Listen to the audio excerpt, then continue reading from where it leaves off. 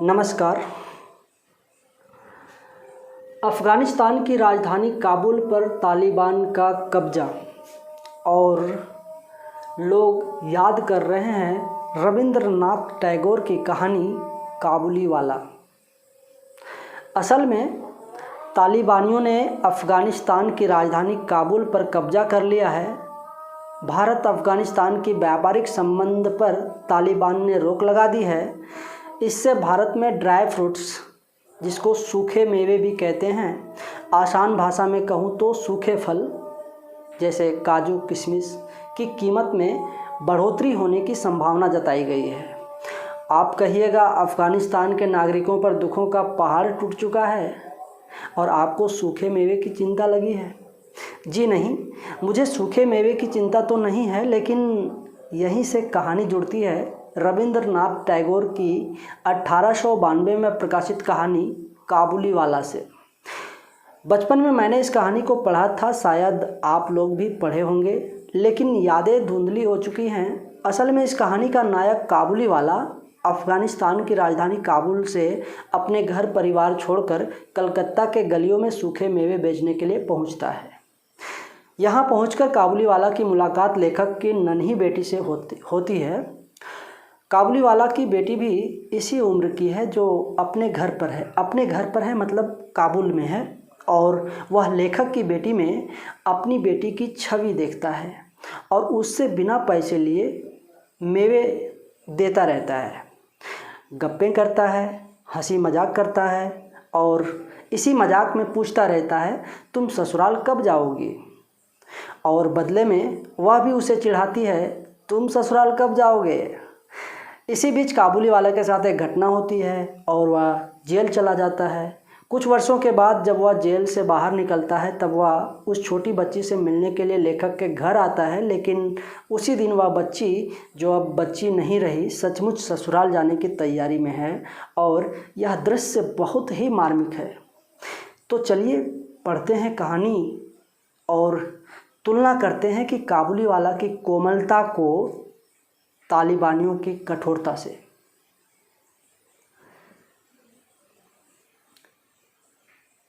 कहानी शुरू होती है। मेरी 5 वर्ष की छोटी लड़की मिनी से पल भर भी बात किए बिना नहीं रहा जाता। दुनिया में आने के बाद भाषा सीखने में उसने सिर्फ 1 ही वर्ष लगाया होगा। उसके बाद से जितनी देर तक सो नहीं पाती है, उस समय का एक पल भी वह चुप्पी में नहीं खोती।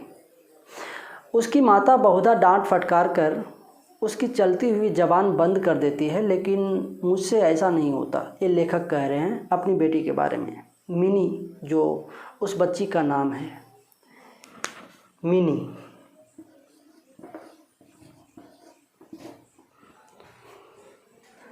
मिनी का मौन मुझे ऐसा अस्वाभाविक सा प्रतीत होता है कि मुझसे वह अधिक देर तक सहा नहीं जाता, और यही कारण है कि मेरे साथ उसके भावों का आदान प्रदान कुछ अधिक उत्साह के साथ होता रहता है।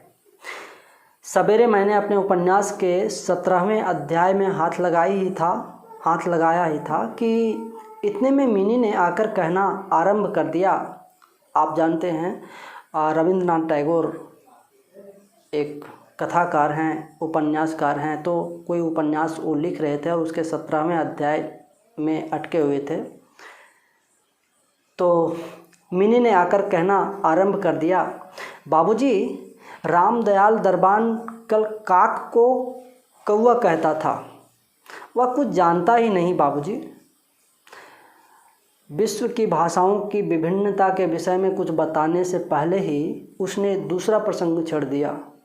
बाबूजी, भोला कहता था आकाश मुंह से पानी फेंकता है, इसी से वर्षा होती है। अच्छा बाबूजी, भोला झूठ मूठ बोल कहता है ना, खाली बकबक किया करता है, दिन रात बकबक करता रहता है। इस विषय में मेरी राय की तनिक भी राह ना देख कर चट से धीमे स्वर में एक जटिल प्रश्न कर बैठी, बाबूजी, माँ तुम्हारी कौन लगती है? मन ही मन में मैंने कहा साली, और फिर बोला, मिनी तू जा, भोला के साथ खेल, मुझे अभी काम है। अच्छा। तब उसने मेरी मेज़ के पार्श्व में पैरों के पास बैठकर अपने दोनों घुटनों और हाथों को हिला हिलाकर बड़ी शीघ्रता से मुंह चलाकर अटकन बटकन दही चटा के कहना आरंभ कर दिया। जबकि मेरे उपन्यासों के अध्याय में प्रताप सिंह उस समय कंचनमाला को लेकर रात्रि के प्रगाढ़ अंधकार में बंदीगृह के ऊंचे झरोखे से नीचे कलकल करती हुई सरता में कूद रहे थे। मेरा घर सड़क के किनारे पर था। सहसा मिनी अपने अटकन बटकन को छोड़कर कमरे की खिड़की के पास दौड़ गई और जोर जोर से चिल्लाने लगी, काबुली वाला, ओ काबुली वाला। मैले कुचैले ढीले कपड़े पहने, सिर पर कुल्ला रखे, उस पर साफा बांधे, कंधे पर सूखे फलों की मैली झोली लटकाए, हाथ में चमन के अंगूरों की कुछ पिटारियां लिए एक लंबा तगड़ा सा काबुली मंद चाल से सड़क पर जा रहा था। उसे देखकर मेरी छोटी बेटी के हृदय में कैसे भाव उदय हुए यह बताना असंभव है। उसने ज़ोरों से पुकारना शुरू किया। मैंने सोचा अभी झोली कंधे पर डाले सर पर एक मुसीबत आ खड़ी होगी और मेरा 17वां अध्याय आज अधूरा रह जाएगा। किंतु मिनी ने चिल्लाने पर ज्यों ही काबुली ने हंसते हुए उसकी ओर मुंह फेरा और घर की ओर बढ़ने लगा, त्यों ही मिनी भय खाकर भीतर भाग गई। फिर उसका पता नहीं लगा कि कहाँ छिप गई। उसके छोटे से मन में वह अंधविश्वास बैठ गया था कि उस मैली कुचैली झोली के अंदर ढूंढने पर उस जैसी और भी जीती जागती बच्चियाँ निकल सकती हैं। मतलब उसे लगा कि बच्ची पकड़ने वाला ये आदमी है, बच्चा पकड़ने वाला आदमी है। इधर काबुली ने आकर मुस्कुराते हुए मुझे हाथ उठाकर अभिवादन किया और खड़ा हो गया। मैंने सोचा वास्तव में प्रताप सिंह और कंचनमाला की दशा अत्यंत संकटापन्न है। फिर भी घर में बुलाकर इससे कुछ ना खरीदना अच्छा ना होगा। कुछ सौदा खरीदा गया। उसके बाद मैं उससे इधर उधर की बातें करने लगा। खुद रहमत, रूस, अंग्रेज सीमांत रक्षा के बारे में गपशप होने लगी। अंत में उठकर जाते हुए उसने अपनी मिलीजुली भाषा में पूछा, बाबूजी आपकी बच्ची कहाँ गई? मैंने मिनी के मन से व्यर्थ का भय दूर करने के अभिप्राय से उसे भीतर से बुलवा लिया। वह मुझसे बिल्कुल लगकर काबुली के मुख और झोली की ओर संदेहात्मक दृष्टि से डालती हुई खड़ी रही। काबुली ने झोली में से किशमिश और खुबानी निकाल कर देना चाहा, पर उसने नहीं लिया और दुगने संदेह के साथ मेरे घुटनों से लिपट गई। उसका पहला परिचय इस प्रकार हुआ। इस घटना के कुछ दिन बाद एक दिन सवेरे मैं किसी आवश्यक कार्यवश बाहर जा रहा था। देखूं तो मेरी बिटिया दरवाजे के पास बेंच पर बैठी हुई काबुली से हंस हंस कर बातें कर रही है और काबुली उसके पैरों के समीप बैठा बैठा मुस्कुराता हुआ उन्हें ध्यान से सुन रहा है और बीच बीच में अपनी राय मिलीजुली भाषा में व्यक्त करता जाता है। मिनी को 1 मिनट लाइट कट गई।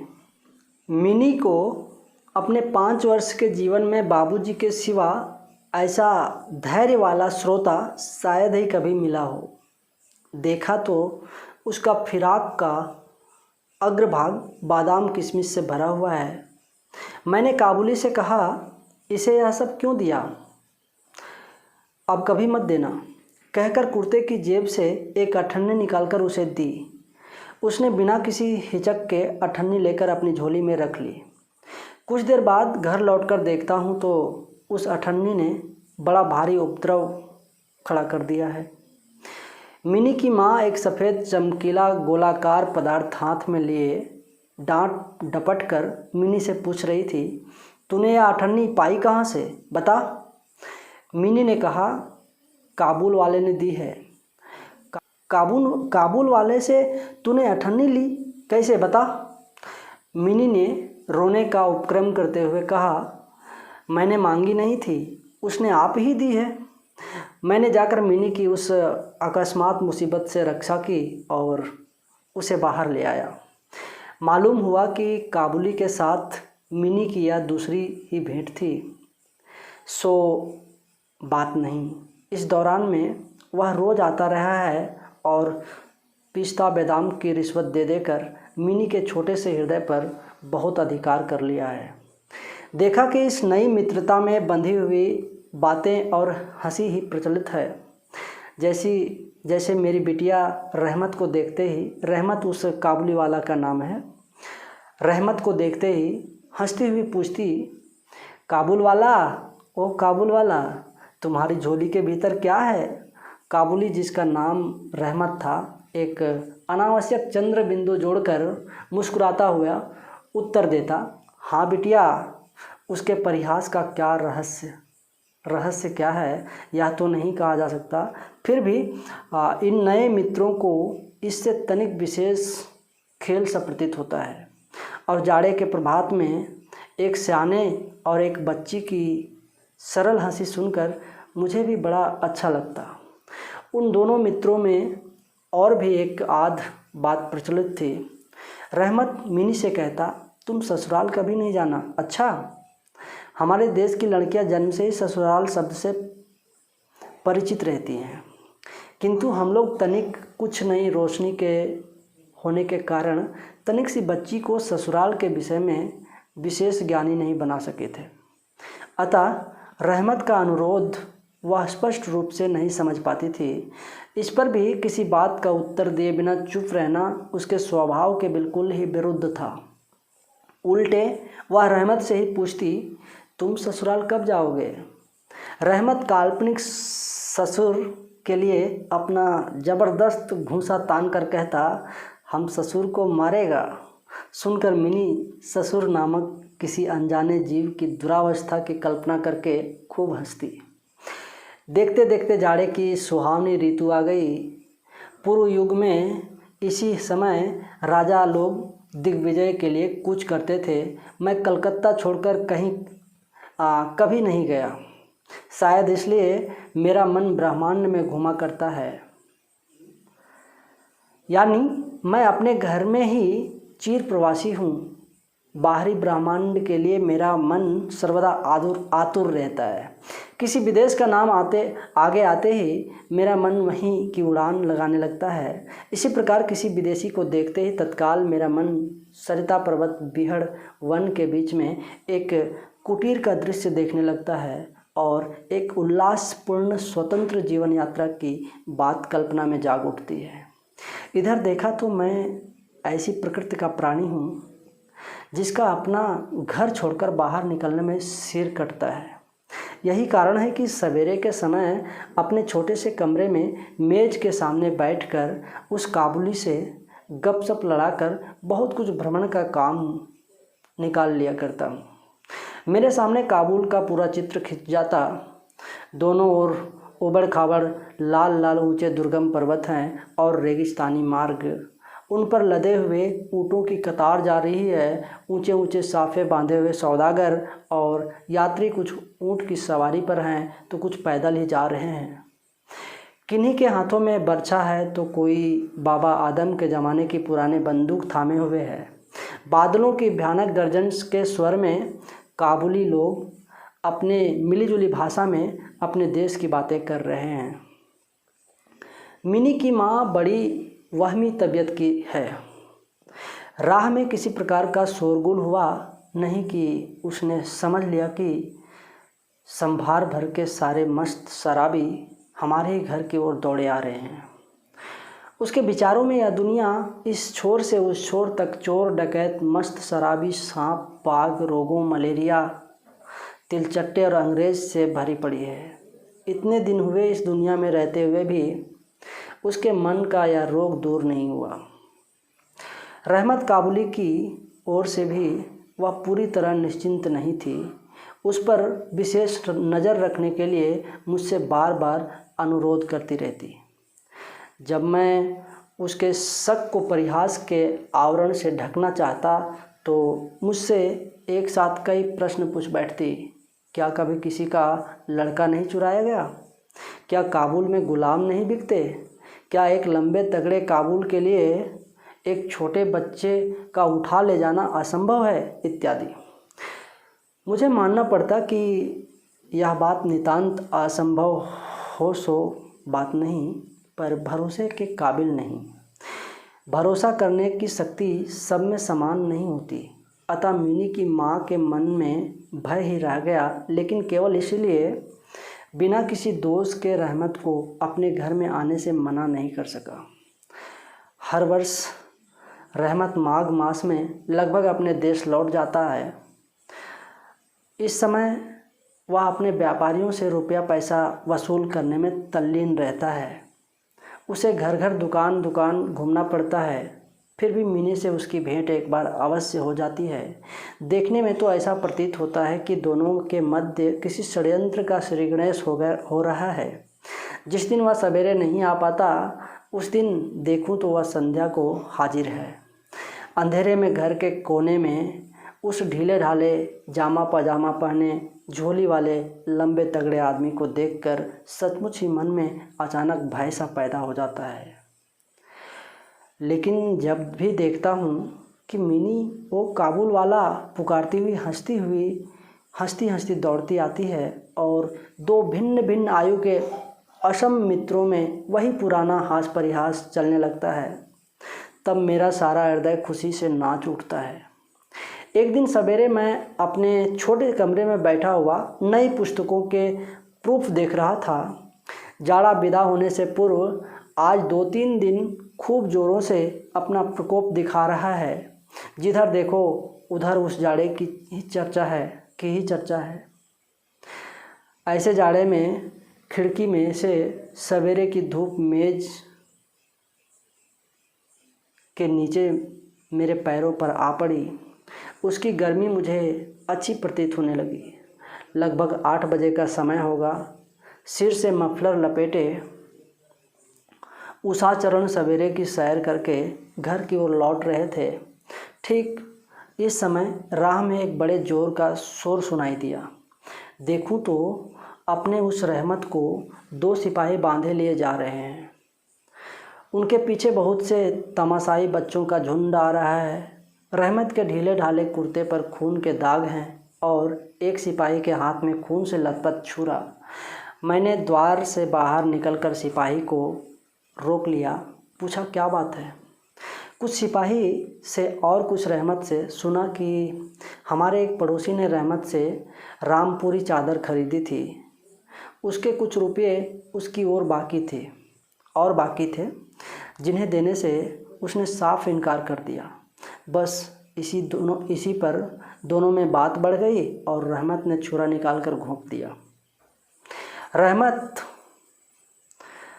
उस झूठे बेईमान आदमी के लिए भिन्न प्रकार के अपशब्द सुना रहा था। इतने में काबुल वाला करती हुई मिनी घर से निकल आई।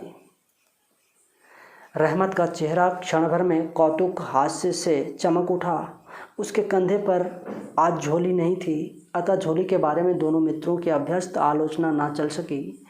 मिनी ने आते के साथ ही उनसे पूछा, तुम ससुराल जाओगे? रहमत ने प्रफुल्लित मन से कहा, हाँ वहीं तो जा रहा हूँ। रहमत ताड़ गया कि उसका यह जवाब मिनी के चेहरे पर हंसी ना ला सकेगा और तब उसने हाथ दिखाकर कहा, ससुर को मारता पर क्या करूं, हाथ बंधे हुए हैं। छुरा चलाने के जुर्म में रहमत को कई वर्ष का कारावास मिला मतलब जेल मिला। रहमत का ध्यान धीरे धीरे मन से बिल्कुल उतर गया। हम लोग अब अपने घर में बैठकर सदा के अभ्यस्त होने के कारण नित्य काम धंधों में उलझे हुए दिन बिता रहे थे। तभी एक स्वाधीन पर्वतों पर घूमने वाला इंसान कारागार की प्राचीरों के अंदर कैसे वर्ष पर वर्ष काट रहा होगा, यह बात हमारे मन में कभी उठी ही नहीं। और चंचल मिनी का आचरण तो और भी लज्जाप्रद था। यह बात उसके पिता को भी माननी पड़ेगी। उसने सहज ही अपने पुराने मित्र को भूलकर पहले तो नबी सईस के साथ मित्रता जोड़ी, फिर क्रमशः जैसे जैसे उसकी वयोवृद्धि होने लगी वैसे वैसे सखा के बदले एक के बाद उसकी सखियां जुटने लगी। और तो क्या, अब वह अपने बाबूजी के लिखने के कमरे में भी दिखाई नहीं देती। मेरा तो एक तरह से उसके साथ नाता ही टूट गया है। कितने ही वर्ष बीत गए। वर्षों बाद आज फिर शरद ऋतु आई है। मिनी की सगाई की बात पक्की हो गई है। पूजा की छुट्टियों में उसका विवाह हो जाएगा। कैलाश वासियों के साथ साथ अब की बार हमारे घर की आनंदमयी मिनी भी माँ बाप के घर में अंधेरा करके ससुराल चली जाएगी। सवेरे दिवाकर बड़ी सज धज के साथ निकले। वर्षों के बाद शरद ऋतु की यह नई धवल धूप सोने में सुहागे का काम दे रही है।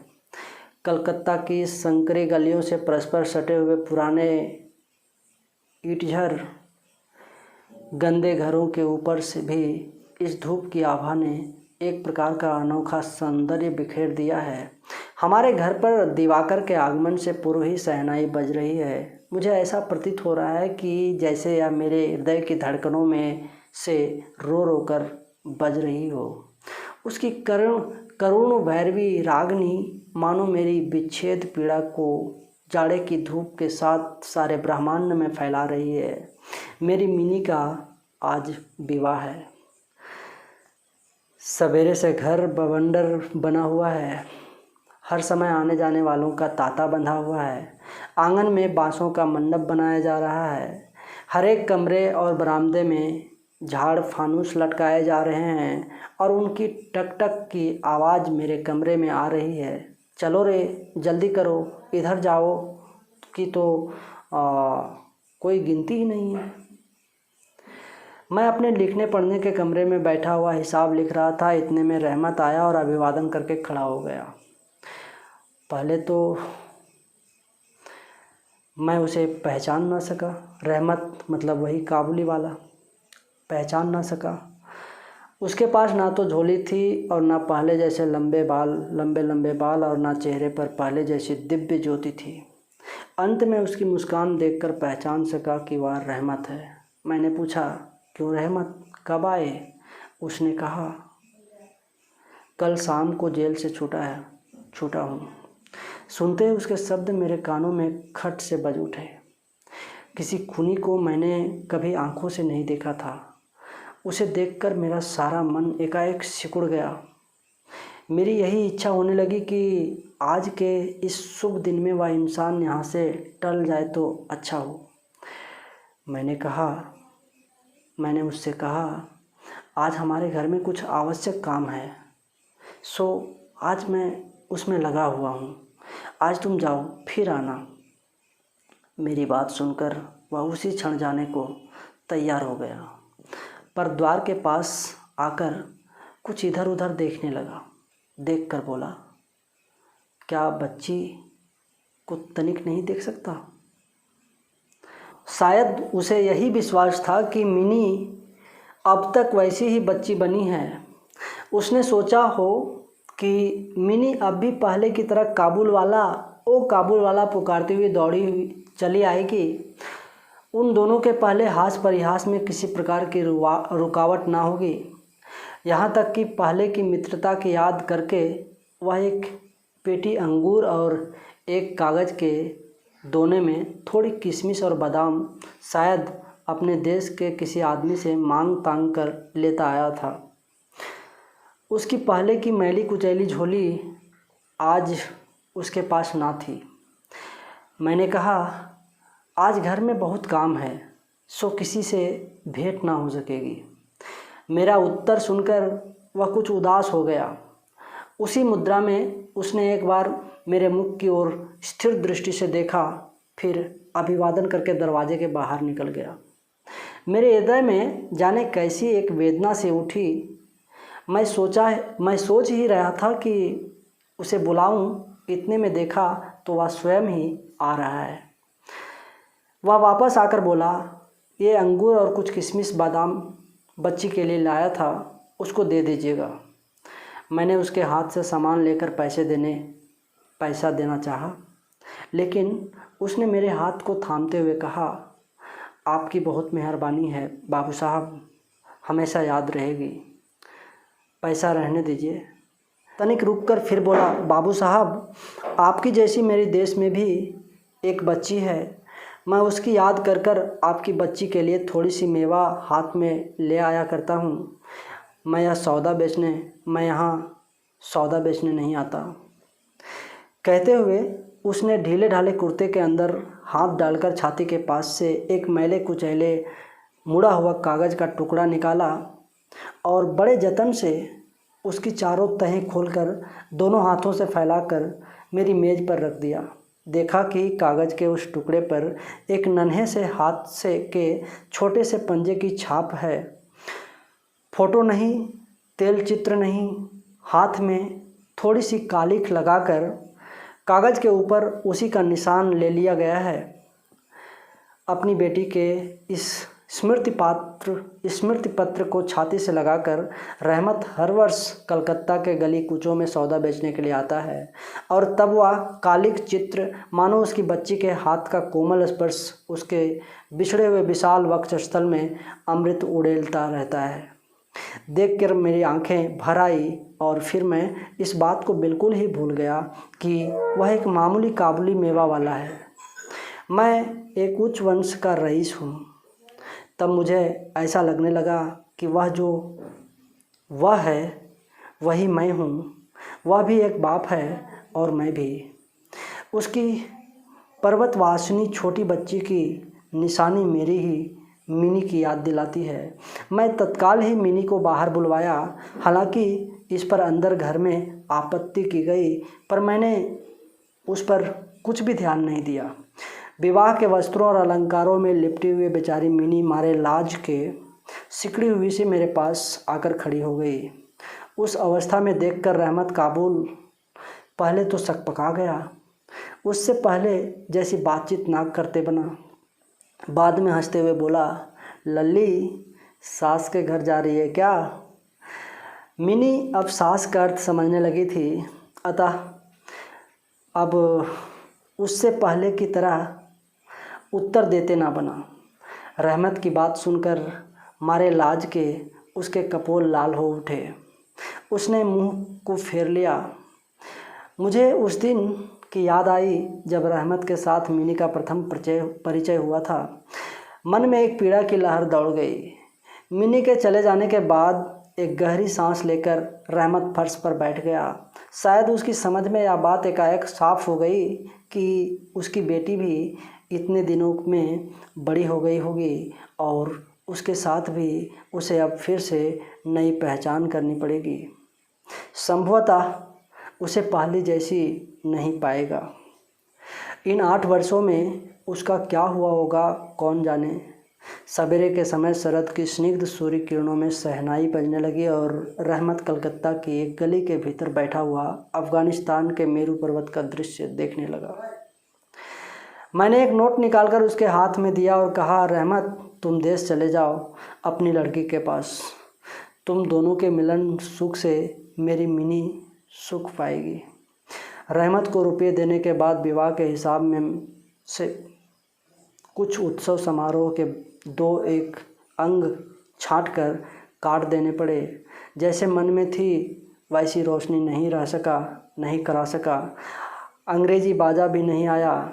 घर में औरतें बड़ी बिगड़ने लगी। सब कुछ हुआ, फिर भी मेरा विचार है कि आज एक अपूर्व ज्योत्सना से हमारा शुभ समारोह उज्जवल हो उठा और इसी के साथ कहानी यहीं समाप्त होती है।